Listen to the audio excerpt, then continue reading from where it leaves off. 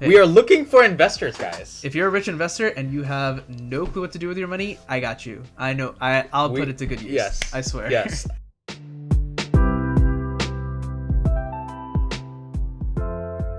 What is up, crazy Cuber gang? It is Overinspected, back at it again. This is episode 7. I'm your co-host, I'm the main host, I guess, for today, Manu, and we got the two co-hosts, the one and only Carrie and Michael. How's it going, boys? Man, I'm just a co-host this time. It's okay. Next episode, you'll be the main host. Don't worry about it. Next episode, you'll be main host, Carrie. It'll be good. Wow. It'll be good, dude. Anyway, next episode's gonna be the real one. The real one. This is just a warm up. This isn't the real deal. Yeah, look forward to the next episode, everyone. When Shots Carrie's gonna fired. There's a lot spill of all. pressure that I gotta make my episode shine. Yeah, exactly. This episode. I'll tell you what the next episode is about. Usually we don't know what the next episodes are about, but the next episode, Carrie will reveal all about his YouTube career and all of his secrets. Yeah. I don't recall us talking about this during the planning It's on the storyboard. session. It's on the storyboard. Oh, it's a tell-all. We wrote it on the Okay, storyboard. now I'm It's on the storyboard, so you have to. It's on the storyboard. You have to do it. If I have to, I have to. But you know, Yeah. if I'm the big host, it'll be good. It'll be good either way. Okay. That's good to hear. Anyway. No, yeah. but I mean, this is just classic. No, this is just classic because, like, I mean, we joke around, but we know Carrie for just being Carrie.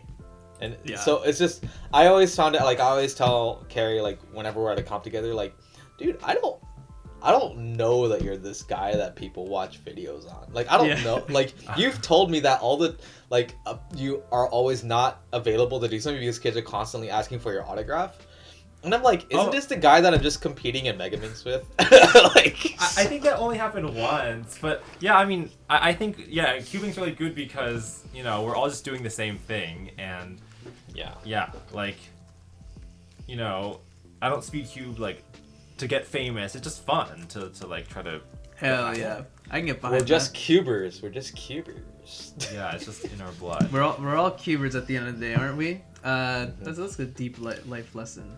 Anyway, let's get on to the main topic of this episode, where I think today we're going to discuss a little bit about how competitions are currently run, and a little bit about how actually the main focus of the episode is really going to be on how competitions could look like in the future. I remember in one of the episodes we talked about, you know, what competitions will look like on Mars. Probably not that far into the future. We're gonna reel it back a little bit. Maybe, you know, look at competitions in the next like 5 years, 10 years, you know, things like that. But more normal things. You know, when you get asked in a job interview, what is your life gonna look like in the next 20 years? No one has any idea. But today we will reveal all, give a little bit of insight of as to what will happen next. So anyway. So I mean, recently, like with COVID and stuff, there have been things like online competitions, and they've been like, reasonably successful, right? Like there was, we did Twisty Puzzle Cup in 2020, and Cubing at Home was very, very successful as well. Plus, Laser Monkey has been running his own Monkey League. That one is a bit more of an invitational, I guess. But I think I remember at the time there were a lot of people that were interested in online competitions, and they're like, oh, online competitions are the future. So today, let's discuss. What do you guys think? Are online competitions the future of WCA competitions? Yes or no? I don't think so. Okay, maybe that's too strong of a statement. Okay, no, okay. Go. Explain. I feel like we all like had the sentiment that the thing that makes competitions feel like they matter is that you're physically there in person, and like if you mess up, those results that you get are going to be in the record book, and like you can't do them again. So I think some people don't like the fact that they get nervous and perform worse because their hands are shaking, but I feel like that's kind of it's part of the game, right? It's part of the game. So if it's all online, I mean, you could still get nerves in an online competition, but it's different because you could claim your Wi-Fi glitched, or you don't have those eyes watching you like in the flesh.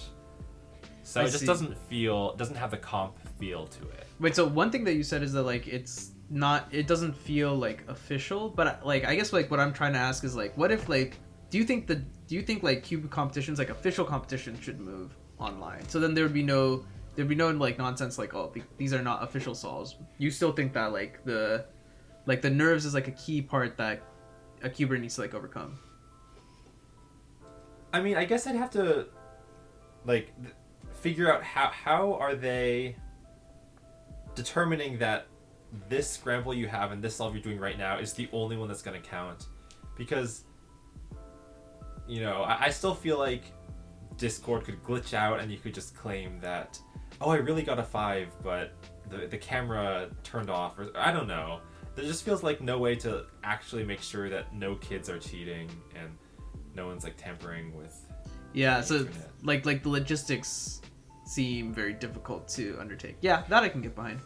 Chai, you got any thoughts? Yeah. So is the future of competitions online? I think this question is like loaded because there's a couple different like pieces that I wanted to tackle just within this question. There's a couple more questions that I think I want to answer and go into. You know what I mean? It's like the tree of life of just questions.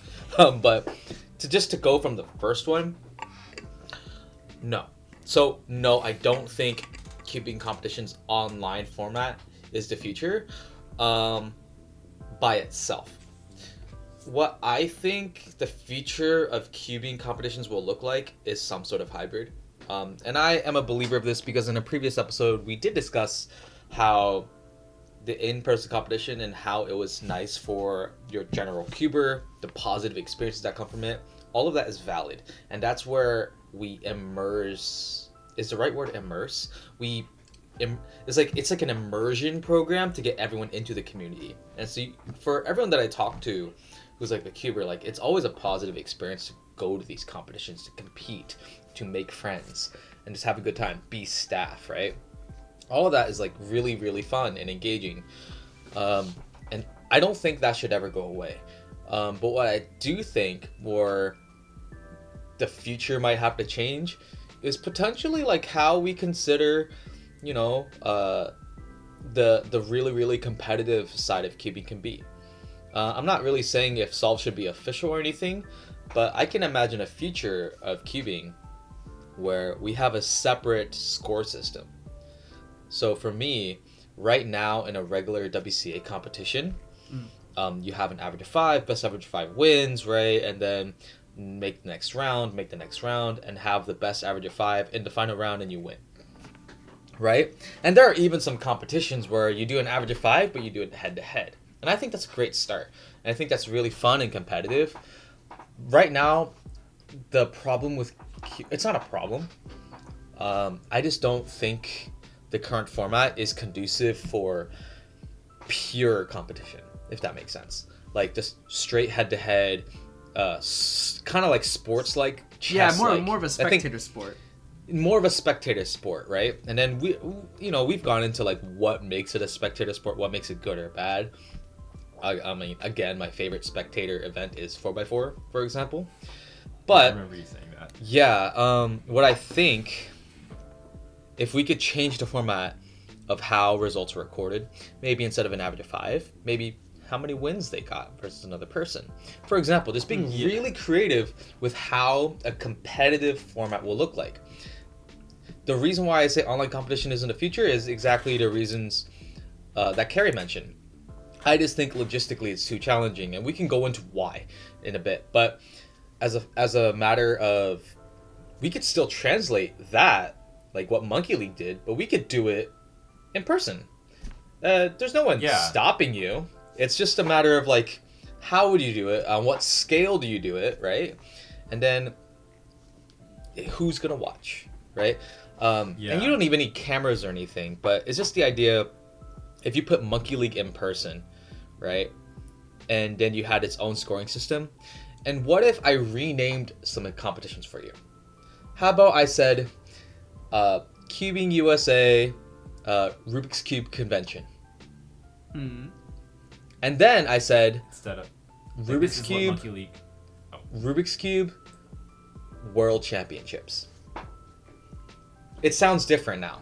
Yeah. Because the way that US Nationals is, for example, and not just US Nationals, but just a competition of that scale. It's a convention. And you compete, right? And that's the experience. And that's great. But what if we kept that, but then had World Championships? the Olympics, right?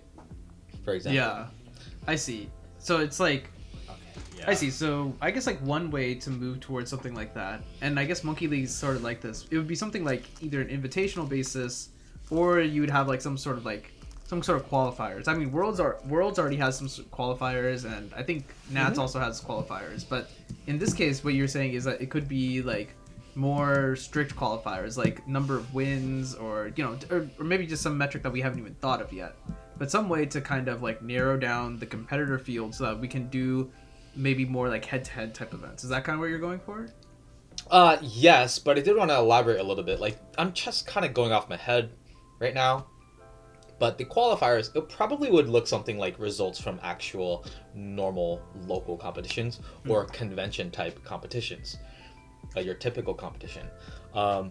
Because logistically, it's very challenging to implement a spectator-friendly competition with hundreds and hundreds of people, sometimes thousands. But the way that the qualifiers work after you take all those results is now that you're in the championship format, the type of results are different. So you're in a pool of 100 competitors and you have 3 days to compete, right? And then you do this, you advance, and then by the end of the World Championships, let's just say my overall record is like, I don't know. Wow, that'd be really... I'd have a lot of confidence in myself. I had 20 wins and 3 losses. That's a pretty good record. And that's your result. And that's your official result. And then I had individual solve record. Like each individual solve that I did head to head, what was my record? Like my total, like if I did best of 9, what was my total record for each of those all combined together? Maybe I did like 200 solves in the entire competition. But if I went like 155 and 45, that would have been cool to record, right? Like it doesn't just have to be time, but it's just like head to head. And then like, of course, there's a disadvantage between the top seed and the bottom seed, but then you get that like, well, you're going to have a better record to show that you're better, right? But like these are just things where I think if we kind of flip how we consider competitions could be run or recorded, I think it could have a lot of potential. Huh. Yeah, it sounds like you want a lot of more of the results to be 1v1s, because I feel like a lot more sports that are spectator friendly are like that, where you have an opponent and you either like lose against them or you win against them. It has to be on a different track though. Like we have to keep the convention type comps, and they have to go up to the scale of like you could even have a scale of a Worlds, to be honest with you. Oh, but actually, I would totally love to see a different track, and I think Rubik's was trying to do it with Red Bull a little bit. I just hasn't really quite worked yet at the moment. Because I feel like one of the draws of the big competitions like Worlds is that a lot of people get to compete even though they'll never have a chance of winning. So okay, like in a hypothetical situation, like maybe your competition, there's 100 competitors. Do you think a Rubik's Cube competition could pull several thousand spectators who don't get to compete themselves? Yes. Because I don't know if I would go to competition. Easily. Well, I mean, I just feel like I only go to competitions because I want to compete myself, and maybe I have a hard time caring as much about like how Felix does. Okay, no diss to Felix, but like, I want to see how Felix does, but from the comfort of my own home, I guess. Yeah. Well, I mean, that's the caveat, right? The comfort of your own home. How does billiards work? How does poker work? How does even chess? Chess doesn't do broadcast. Well, they do and they don't. How does golf work? Yeah, I think golf is like golf is probably like one of the most like similar sports, similar real sports that we can actually pull from, because in golf, like you just shoot your own score, and whoever gets the best score at the end of the day wins, or I guess not the end of the day, at the end of the 4 rounds wins, right? And there are occasionally like other like side events, like for example the majors, right? Like you need to be there are certain qualification requirements for the majors. You need to like have so many like top 10s, there's so many earnings or whatever. And then there are other events like which are like the match play events actually, right? So, and those are not like those are like single round, and you just play against the other person. It doesn't matter how well you do as long as you beat the other person. So that is, I guess, like something that's more like going from a like kind of like everyone is participating to a like head-to-head like invitational. It's like really like cutthroat where you have like the best of the best competing, which is interesting. One thing I wanted to mention about the spectators and stuff. I think for a world championship, I think it is very, very feasible for speed cubing to pull thousands of spectators who would not compete, because I think that there are a lot of speed cubers who would just want to attend worlds just to attend worlds to just be there and see it. There and yeah, exactly. Yeah. I mean, I think the next worlds that happens, I'm like very keen to go to the next world, even though like I'm no good, right? I'm just some random dude. Yeah. I might not even compete because it kind of might seem like kind of a hassle, right? But just it feels like a different.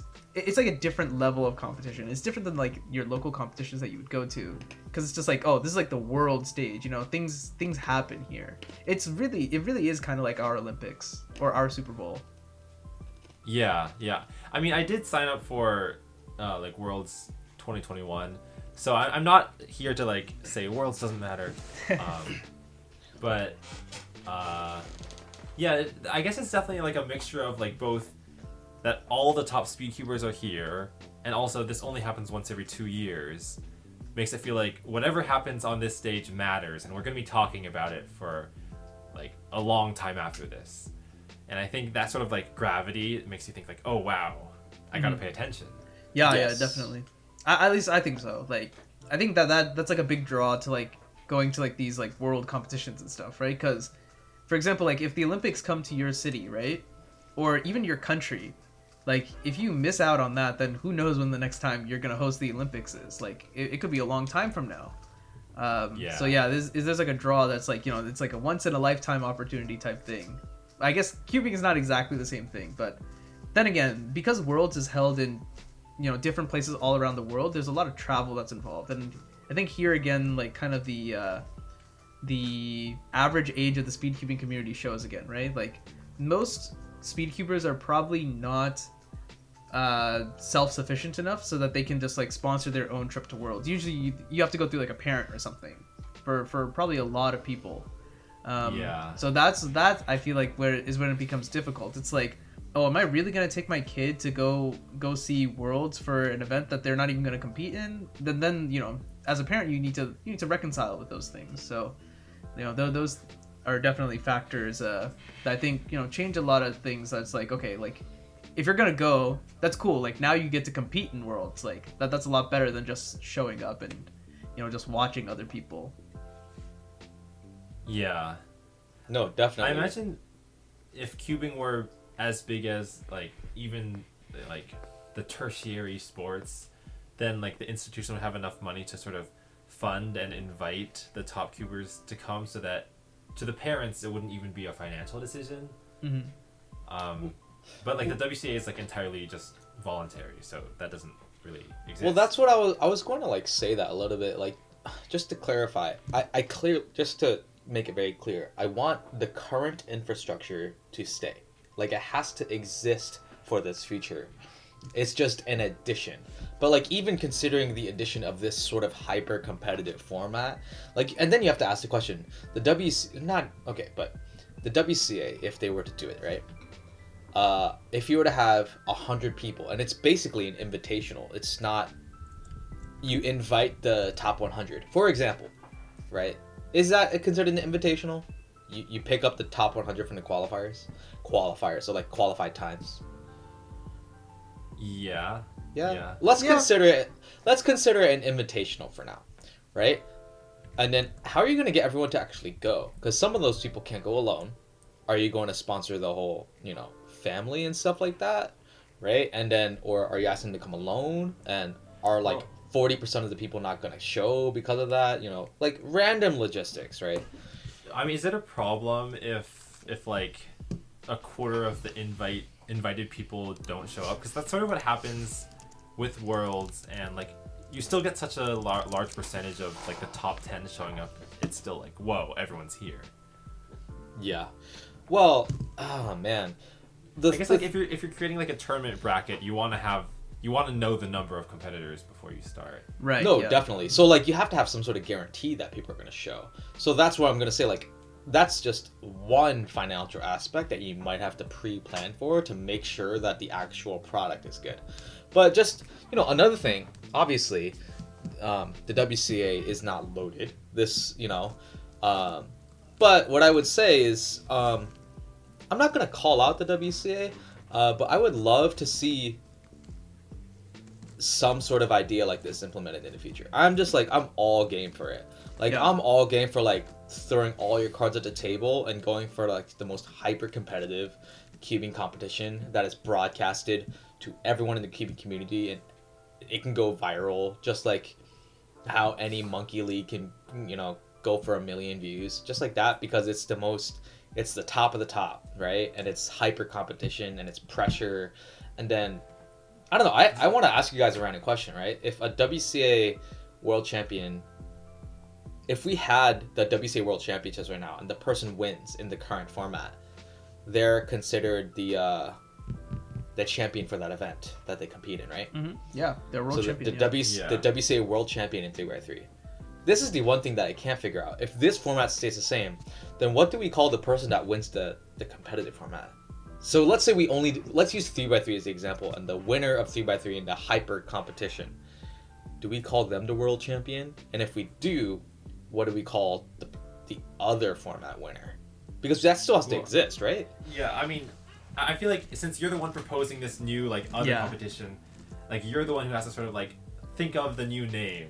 This is going to be the chai competition, and the winner is going to be called the chai champion. What? Champion.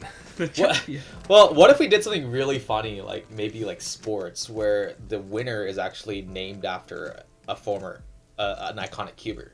So you have won the Felix Zemdegs Award, right? Yeah. No, it's so dumb. It's so dumb, but Felix Zemdegs is still alive, and Felix himself could win his own award. The winner of the Zemdegs Award for the 3rd year in a row, Mr. Felix Zemdegs. Not Junior, the original. Yeah, the original. I'm not sure why that doesn't happen in other sports. Maybe it's because the people it's named after are generations ago or something. Yeah, I think for a lot of those people that get award names are usually Hall of Famers, and I think Hall of Famers, I think there's some sort of restriction that you have to have played your last game 10 years ago or something like that to even be nominated for the Hall of Fame. Otherwise you're just not even eligible to be nominated. So there's no kind of fear that they're gonna have a comeback and confuse everyone. Yeah, one interesting thing about the about multiple champions actually. So this is actually something that exists in shogi. In shogi, they have in the professional shogi scene, there are multiple titles that people can hold.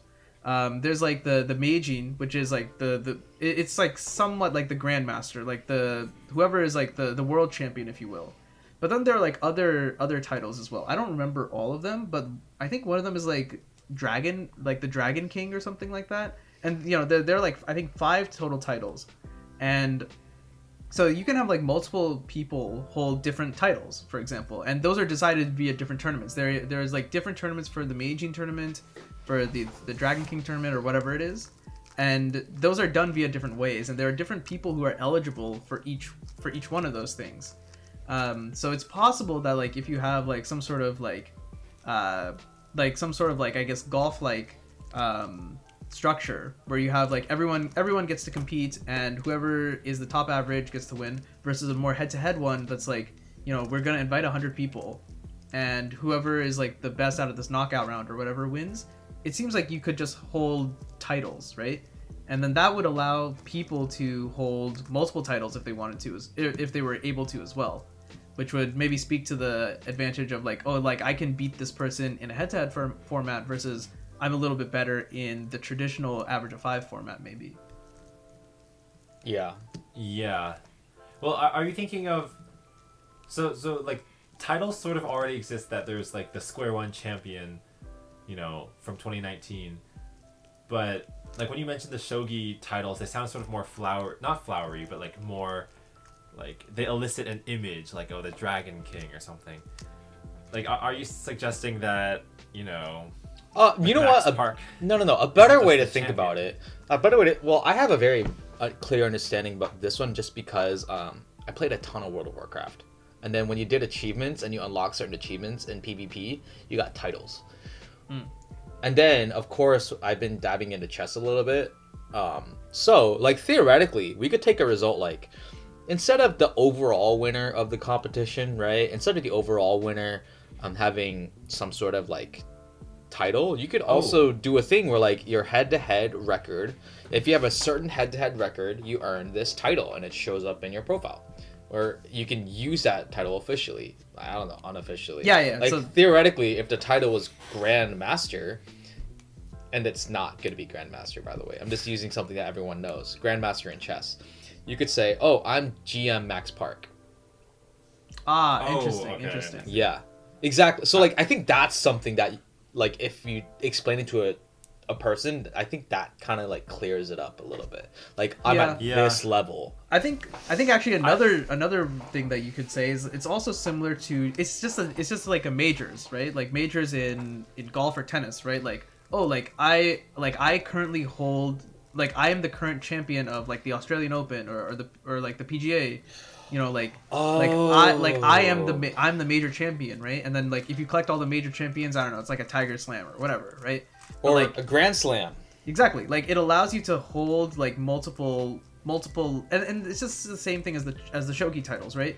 Those majors are selected in different ways. They have different rules. They're run by different people, and there are different people who are, like, eligible. Different people naturally perform better. Like, you know, like Nadal is, like, insanely good on clay, right? But the U.S. Open doesn't play on clay. They play on just a hard surface because it's just a different rules run by different people. So yeah, so it could be possible that we end up with, like, a majors system, and then we just have, like, these people, like, won the major, and they just get to hold the title until the next year, which would be cool. I'd be down for that, something like that.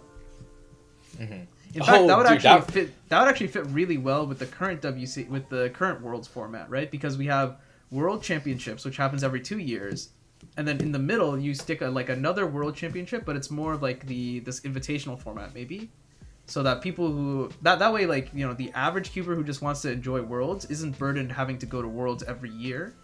But then, you know, for the people who are, like, really, really competitive, for the upper echelon, well, I don't want to say that because that sounds like it's, like, really, really high class and forbidden to other people. But, like, for the top speed cubers, you know, there's, like, the secondary competition, not secondary. There's a second competition where they can be allowed to hold this title as well. And then, you know, the community can choose, like, which title means more or whatever, right? But give the opportunity to the community to kind of form their opinions, or maybe. I don't know. This is, like, I don't know how seriously anyone has thought of the way that, you know, future competition should be held, but yeah, I mean, I don't know. Seems like an interesting idea to me, just off the cuff. I think off the cuff. I'm just curious because I never really heard. This is, like, so random, right? If you had to give this hyper competitive format a 1 out of 10 of interest, not of practicality, but of interest, what do you guys think of it?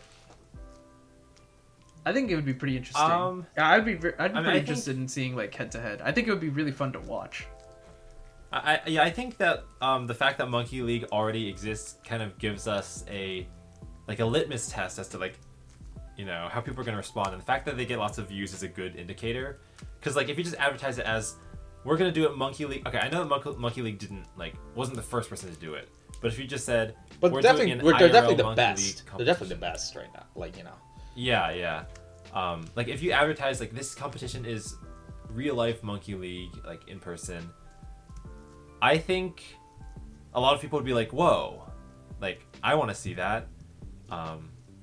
Because, like, you know, I've sort of been following Monkey League for 2 years, and, like, when it's in person, you know, it's going to be just the next level of intensity. Well, it's good that you mentioned Monkey League again, because we did also have this conversation piece about, like, why wouldn't an online competition work? So we can go into it a little bit. In a super, super competitive, like, landscape, in a setting where we need some sort of validation of results and stuff like that, and it doesn't even have to be official results, but just validation. A lot of people see different types of online competitions, maybe like poker, and then chess. I think I've mentioned those two already, but they're very popular examples. The way that the problem or the situation is generated is through the computer, right? So the issue is like if you're going to try and cheat the system, you actually have to go into and you have to like, you know, delve deep into the software. You know what I mean? But the problem with cubing, right now, there is not a really foundational way to provide a scramble to a cube. And then there is not an easy way to prevent a cuber from prepping their own scramble. And then it is equally difficult to validate scrambles because of that nuance. So, for example, if you're listening, if I provide a scramble R, U, R prime, U prime, right? And then I give both cubers that scramble, I have to see them scramble, and I have to validate the state of the cube, and then they're ready to go. In a more complicated scramble scenario, it is much more difficult to do that consistently and efficiently without any hiccups during an actual competition where people are watching. And then it becomes very annoying to deal with when you do try to deal with people that are going to inevitably try to cheat the system. The only way to make it truly efficient is if, say for example, the screen shows two people the same scramble, and suddenly the cube is scrambled in a correct state. And all the cuber has to do is cover, and suddenly all they have to do is cover the cube. Because now, in order to cheat the system, they actually have to know the scramble in advance. They have to go into the system and somehow know the sequence that the computer is generating on the spot. It's just not going to be. It's like infinitely robot, impossible. Right? Yeah, it's basically impossible, right? Yeah. I see. It's like take all responsibility from the competitor away and like give all responsibility for the integrity of the competition into some piece of software or something that, in theory, you know, you build well so that people can't just like poke into and figure out what's going on. Exactly. Yeah. Well, yeah, exactly. I mean, if you want to go really high tech. Oh. Go ahead.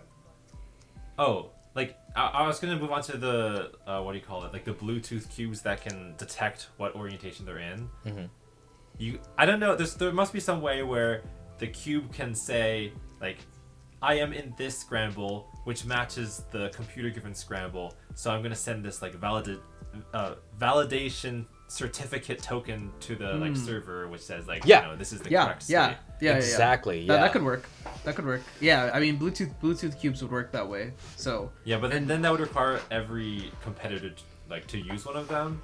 Yeah, so then this is like that, people don't. So, always like. But then again, like if this style of competitions becomes more popular, right? Then competitors will naturally gravitate towards Bluetooth cubes because it's kind of like that it's a wall that prevents them from competing, but the wall is like relatively small, right? Like there isn't that much you need to do. At best, you need to save up a couple like bucks so that you can buy a Bluetooth cube, and maybe you need to learn how to like set it up. But those are like relatively like low walls for someone to get into it. But it would be, but yeah, like just having the ability to have a Bluetooth cube and verify that like, oh, like this scramble is done in the correct way, and just send that back and say like, yeah, this scramble is legit, is already like a step up.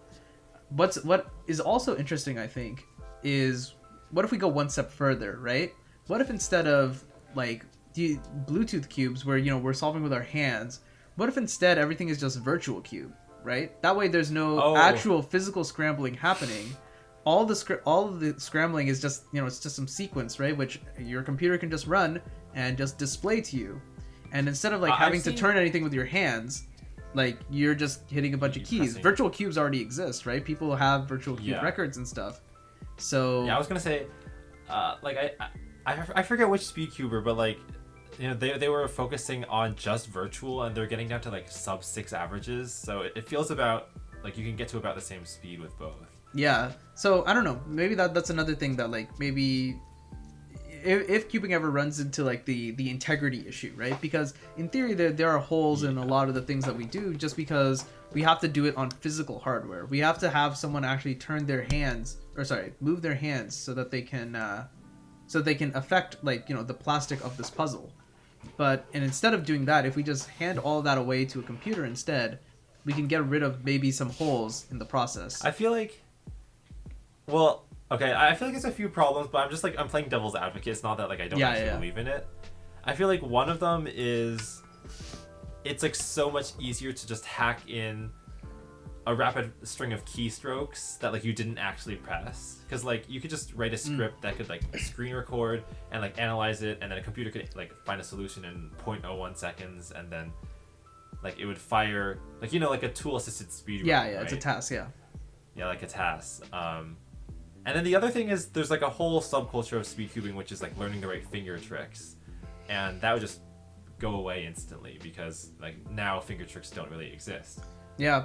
But there's like, you kind of replace it with a different set of finger tricks, because maybe people will be like, oh, soon is like awkward to that sounds wrong. Like type on a keyboard because it's like very far apart. So let's use Nicholas instead. Okay, that's a hypothetical.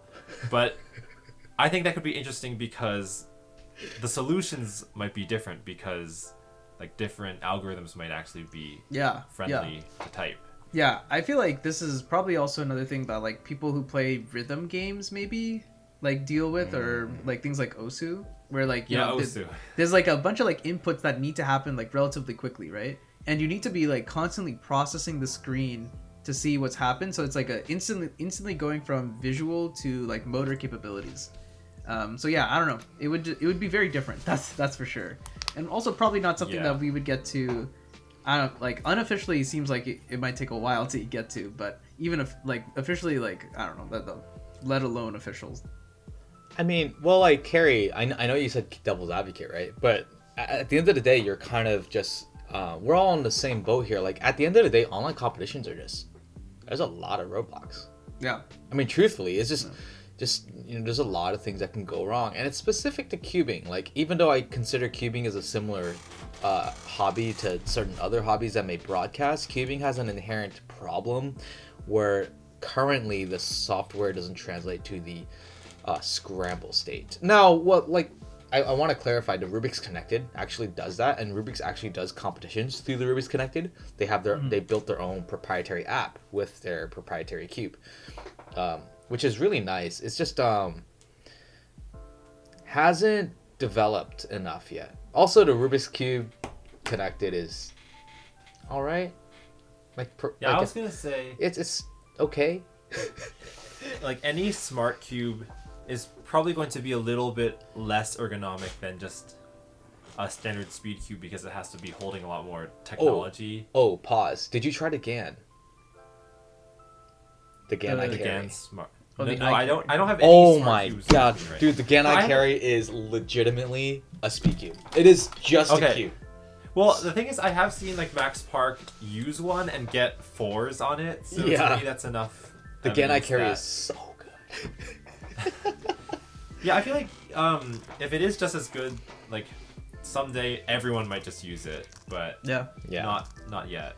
Not yet.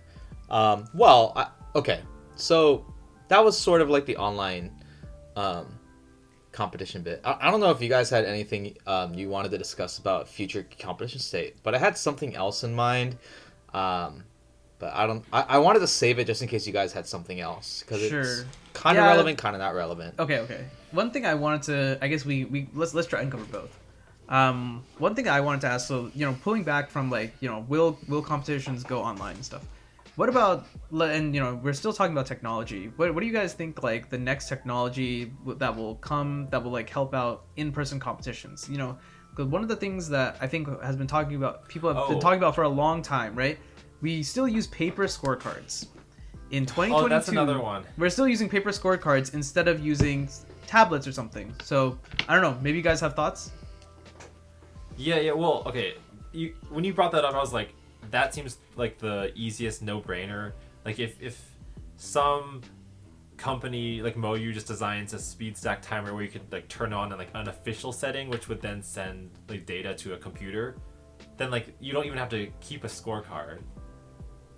Like you'd still have to have a judge verify it, but like we wouldn't have to write things down, which feels very like old-fashioned. We wouldn't have to lose scorecards. We wouldn't have people illegibly writing like nines as ones. That's a 1 or a 7? Sevens. Oh my goodness. There are so many people who don't understand like how to write scorecards, and they'll just like they'll just scribble something down, not realizing that like just because you wrote it down, like someone still needs to go read that and input that data into WCA Live, right? So it becomes an official result. Can we sidebar for a second, tangent? I haven't done one in a couple episodes. This is a PSA. If you are judging, for the love of God, he's angry. Do you guys? Okay, maybe not that many people are in data entry, but be a little bit more. Is it sympathetic or empathetic? Empathetic. Like those guys have to read everyone's handwriting, input the number, and literally in logistics of cubing organization. One, because of a clerical error from the data entry person, but two, we have a person double check scorecards because of bad handwriting. Yeah. We have rules because of bad handwriting, and you'd think that would help the situation, but no. So PSA, have empathy, and please make sure your handwriting is legible. Like those 4s do not have to be so scary close to a 9. Yeah, and vice versa. Yeah. Please. Your 7s do not have to be 1s. You could clearly make a 7 a 7. It's very easy. All you do is it's the same thing. If you want to write the one with the top hat, I write the ones like that. If you want to write your 7s, do that, but then just put a line in it. That way we know it's a 7 because it can't be a 1 then. The 1s don't have lines in the middle of them. At least not the ones that we all know and love. Well, I don't know if we love them, but at least the common one does not have a line in the middle of it, so it is procedure to do double checking for data entry, and depending on how you do it and depending on who's judging that day, like say for example we have a stack of this many scorecards, like this could all be like things that we had to edit, and that's a lot of scorecards. And that's for a local comp. That's for a local comp. They got to do this for Worlds. They got to do it for Worlds. A Data Dungeon. Shout out to the Data Dungeon people at the WCA Worlds. Like they have an entire team dedicated to this, right? So that's what I'm saying, right? Like, we in the day of age of, a lot of things are becoming like more and more like technologically advanced, right? But there's an entire generation of kids that are just the iPad kids, right? Clearly, like figuring out how to use an iPad is not that difficult. The writing's not as good. But like, so what would it take, do you guys think, to bring some of that technology over into a cubing competition, and then how do you think it would like actually like manifest itself? Carrie already mentioned like some sort of like smart timer, right? But that seems like that will require like some sort of manufacturer to do something about it, like write up an entire API. It seems like they're gonna need some like software people to say like, this is how we want our timer to interact with your computer so that we can have official results or whatever. But what if the WCA were just to go out there and make a smartphone application or make a tablet application, right? Yeah, I mean, I was just thinking, like, even if no one makes a smart timer, all everyone is ever doing when they like act as a judge and write down the time is like looking at the time on the speed stack timer. So what if we just had an app where you just like had your phone and you just took a picture of it, and then it would like zoom in on just the number, and then when you did that 5 times, it would show like 5 little windows of the numbers. Whoa. And then you could like run OCR on it, because like this is pretty reliable. And then, like, the computer would instantly know what the digits are. And actually, if you don't trust the OCR, right, just get the judge to verify the OCR. Maybe it reads that at 8 as a 0, right? And then the judge sees, oh no, that's definitely an 8, because the judge needs to read those numbers anyway. So the judge can just verify, or forget the judge, right? Even the data entry person can just verify and see, like, okay, yeah, like this was clearly a 0 or whatever. It would definitely like make some jobs a lot easier, right? That way the judge can just focus on their job of delivering the cube properly to this competitor, and making sure that like they're like keeping time inspection time, making sure the competitor doesn't like stop the timer in like weird ways. Are you guys familiar with how Bluetooth works? Like maybe I should contextualize this a little. If a timer has generic Bluetooth hardware, right? If you connect it to an application, can that application software record the data it's sending, regardless of whether or not the actual hardware can record anything? the way that I mean to explain this is if the timer cannot save times in its database, in its small little like motherboard, right? Can the software still save and take the input from them? You know, if AirDrop. You write the code correctly. You know, AirDrop. Sure, yeah. AirDrop is based on Bluetooth, and AirDrop is just writing files. That's really all what it is. So. But AirDrop, it's because when we AirDrop something, the computer saves it, right? Well, like if I want to AirDrop something to you, not that I could because I don't have an Apple device, but if I want to AirDrop something to you, right? All it's doing is it's opening up a Bluetooth communication. It's saying, hey, like let's communicate, and then it's like I want to send you this thing. When you hit accept, it just sends that over the Bluetooth. So if that's the case, like if all that works, actually timers have a standard save time function. Because timers actually have like a time 1, time 2, time 3. We just never use the buttons because we always calculate our averages with CS timer or whatever, CubeDesk. But if there was a standardized Bluetooth timer with no specific additional features that we don't already have, if you build the software to save the input when it connects, right?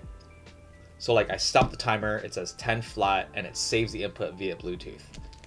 Yeah, that would not be too and difficult. Then it uploads because like, just the software can control all of that, like communication, right? Like saving the info, and then that would be the way that times are transferred. So it would require it would require some sort of microprocessor on this because it needs to store that somewhere first of all, and then it needs to take that data and then it needs to say, hey, send this data to the Bluetooth transmitter, and then from there, you know, it can handle like, okay, like this is the address I need to send to. Open up a link, make sure that the link is connected. Send the data. Make sure that there's no like weird like packet loss or anything like that. But that would require a microcontroller inside these things. And these are already for some reason very expensive. So, I mean, I feel like the price of the timer is going to increase pretty significantly if it needs to have some sort of like intelligent Bluetooth capability. The only reason why I framed that question in that way is because, I mean, Bluetooth timers exist already. We have the GAN timer, and it's, you know, from what it's worth, it seems like it's very good. Right now, it's proprietary. I think you can only link the Bluetooth to their app, but I think I'm not sure. I don't have one myself. Jailbreak. I mean, like it kind of makes sense, right? Because like I don't know I've never made anything in Bluetooth, but I wouldn't be surprised if there's some sort of like handshaking protocol that you need to like set up specifically for these two devices, because I feel like because I don't know how secure Bluetooth is also, and security could also be a concern, right? Especially since, you know, Bluetooth is like a very common communication protocol. Like basically everything we have can communicate through Bluetooth, right? So you would want to make sure that you don't have any like we don't want any Charlies. Yeah, we don't want any Charlies listening into the Alice and Bob communication. Yeah.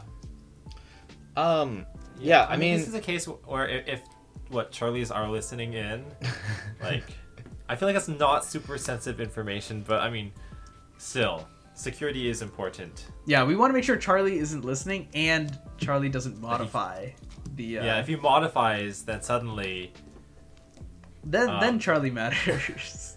Then suddenly Carrie Huang wins World Championship 2023. Yeah, it could happen, right? Yeah, then we'd have a big scandal on our hands.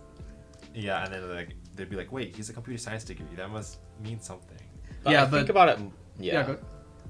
No, I think about it more and more, and the more I think about it, like even if we had all the linking of the timer to the software to the website, like all of that linked, like just to even trace like which time is to which competitor, right? Like how would you know that this 10-second flat is to Manu, right? You would have to, like, the way that I'm probably, like, maybe there's a better way, but you have to assign a timer to a station and assign a person to a station, and then all of like those are going to be logistically maybe not challenging but new. So I'm just thinking of things, and like the way that comps are done right now, like we had the conversation about convention versus hyper competition, but the way that comps are run, like it's not terrible.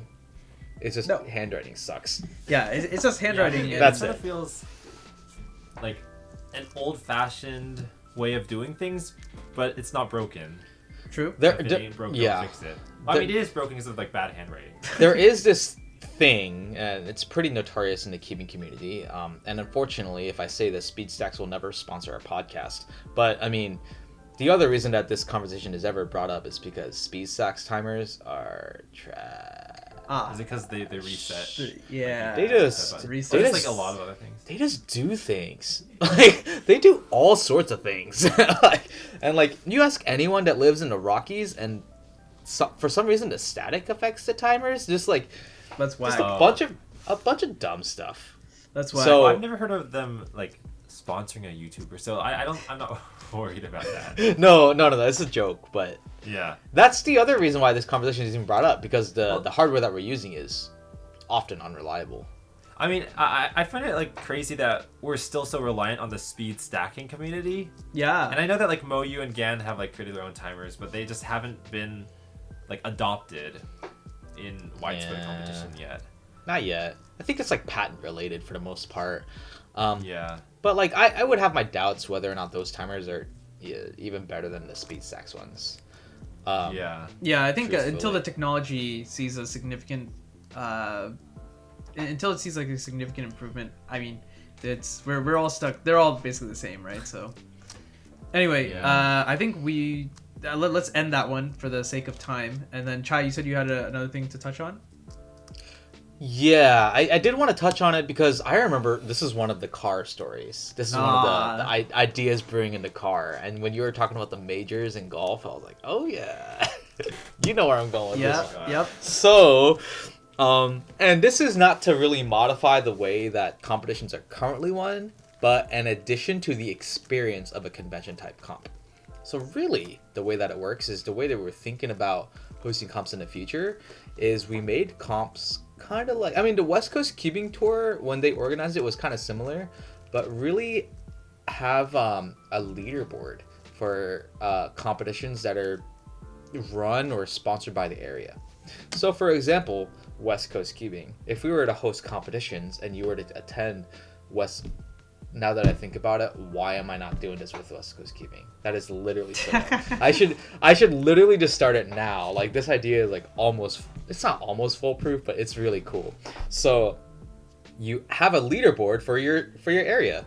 West Coast Cubing, each time West Coast Cubing does a competition, right?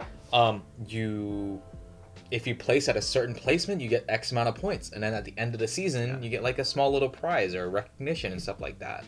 And then you get to say that some competitions are like tiered in terms of like which competition gets more points, for example. Like, or they could be considered the majors in golf, whereas like how many majors are there in a year versus how many competitions? 4 majors, and there's basically a tournament every week. At least one tournament every week. Yeah, 4 majors that get you more points, just like the big competitions, right? And then the local comps that get you the points. But attending those local comps can matter, right? And they get you points. If you place 16th place in 3x3 in a comp in Arizona, sponsored by West Coast Cubing, not that that's actually happening, you get 3 points towards your leaderboard, right? And I think that's a fun little mix of the online competition qualifier type format. Kind of how Cubing at Home did it too, Twisty Puzzle Cup. Just a fun little mix and just an addition to the current competition experience. Yeah, I think circuits are very, very interesting because circuits exist in like many other sports, right? The one, I guess this is not exactly a sport, but like recently Smash did a Smash World Tour event where they had a bunch of like small local qualifiers, and then they would all like build up towards the final event that was held. And they also keep like a leaderboard, which I think they call it the PGR, the Panda Global Rankings, and then those are also affected by points that vary based on like how well certain people do against other people and like how many like PGR players they beat, things like that. I guess it works somewhat similarly to like, you know, the college football playoff rankings, kind of like that. And then there are even other things like in golf. Golf has this format exactly. Actually, golf uses the FedEx Cup points to do the exact same thing. every single week there's an event based on how well you place. You get a certain number of points, and at the end of the season, based on the number of points you get invited to the FedEx Cup playoffs. And the playoffs are, they're the playoffs. There's 4 weeks. Every single week they eliminate like 25% of the field. And then at the end, at East Lake, the winner takes home $10 million, right? So obviously, Cubing cannot do $10 million, not quite yet. Or looking for rich investors. Can we? We are looking for investors, guys. If you're a rich investor and you have no clue what to do with your money, I got you. I know. I'll put it to good use. Yes, I swear. Yes. CubersLive DMs, please. Teach Elon's child the XEA 12 person to speed cube, and then exactly. Then we're set. We're set forever. We have endowments now. But yeah, that would be very interesting. Carrie, what do you think about circuit competitions? Oh no, I like it because growing up I played a lot of Mario Kart, and within that video game they would give you 15 points for first place, 12 points for second place. So I think a lot of kids like me who grew up in that era are already used to that idea. Mm-hmm. In fact, someone could just take the WCA database without even changing the competitions and write code to calculate that. Yeah, they could literally create a leaderboard. Yeah, I mean, I'm sure that there would be some balancing stuff that needs to happen, right? What happens if you get first at a competition that has 3 people, right? As opposed to if you get first at Worlds. Yeah. Of course, there's probably some balancing stuff that needs to happen, but I don't know. I think it could be interesting. We experimented it with Twisty Puzzle Cup. I thought it was pretty fun, and it clearly works for other sports. And since cubing is, it's not always about the head-to-head, right? At least the current formats. So it seems like this way you can incentivize people to do the best that they can be, or do the best that they can do, without necessarily I need to defeat this opponent, right? So I need to prepare for this opponent or whatever. I don't know. It seems like it could really foster a more of a self-improvement grind. I don't know what I'm saying. Maybe that this is all rubbish. No. I agree completely. That's I don't know why I didn't even implement that the first few West Coast Cubing comps, because that's what we did for Twisty Puzzle Cup. I forgot that we had the conversation first. Yeah. And then we actually did it, just not in a real competition. We just did it online. Yeah, but and that had its own issues and stuff, but given I think that test run was pretty promising. I think that there were I feel like it could scale. Shout out to Maddie Hiroto Inaba. I think Maddie kind of winning. Maddie kind of destroyed Twisty Puzzle Cup. He literally dominated everything. He was too good. Too good. But yeah, I think that's a pretty good point to wrap up this episode of the podcast. We talked about a lot of stuff today. Very productive podcast. Unlike some of the other podcast episodes have been a little bit more, let's just say, off the cuff. But I thought this was a great episode. This one was good. Yeah, I agree. If any of these things become implemented in the future, it was all because of us. Yeah, we were the ones who came up with it. Only us. We publicized it. And maybe this inspires you to write some software, or I don't know, maybe you'll be the next one to come up with something cool. But if you do, please credit us. No, I'm just kidding. It's fine. But yeah, with that I think we will wrap up the podcast. Thank you all so much for listening. If you're watching on YouTube, hey, goes a long way. Leave a comment down below. What did you think? We always want to know more about if the podcast was good or not, what we could improve, what things you really, really liked, what things you really, really hated. As long as it isn't just I hate that you guys are doing a podcast. That's kind of something we can fix. But we're just gonna keep going. Yeah, constructive criticism welcome. Thank you so much for watching. Thanks so much for listening. I leave a comment of your favorite timestamp of the whole podcast. Sure. Which one? I don't know. Which one had you on your edge of your seat? Just comment a timestamp, because you can collect data with that. Oh yeah, that's a good point. Yeah. Anyway, I've been Manu. This has been Michael and Carrie, and we're signing off. Episode 7 in the books. Later. Yeah. Peace. Goodbye, everyone. Ta-ta. Goodbye.